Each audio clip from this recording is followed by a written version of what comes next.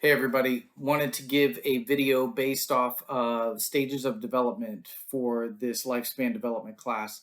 So the question that is being brought is that can children bounce back? And there's a lot of debate about this. Some say yes, some say no. Some say it sticks with the child, throughout lifetime. Some say yes, you can bounce back. With the bounce back, there's a lot of attributes such as resiliency. How resilient is that child in their personality makeup, whether or not if they're able to bounce back.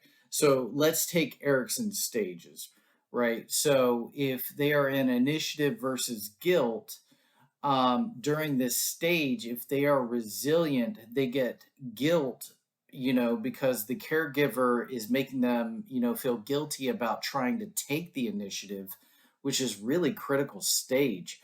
If they are resilient, some say that yes, you can bounce back from that. But let's take the first stage, trust versus mistrust. What we know right now from Russian orphanages is that children that are left, and they're only being tended to, just their feeding needs, changing diapers, things like this. But when the child cries, nobody's there to comfort them. Nobody's there, to help them emotionally. So, what we know and what's actually being studied right now in these orphanages is that children tend to not create oxytocin. And oxytocin is really critical for us to make human connections, um, you know, just in life in general. So, if the child stays in the Russian orphanage, and I want to give you kind of like a little bit of background, there's probably about 20 to 25 children and only one social worker. That social worker, all day long, changing diapers, feeding, and they really don't have time to comfort the child, so they don't, so when the child cries, the child's just left there to cry.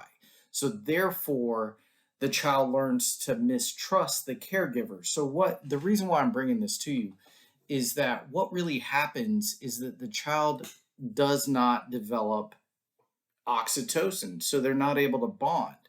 So because they're not able to bond, that can really disrupt, later on in life, because that caregiver trust is never there. They don't get what they need.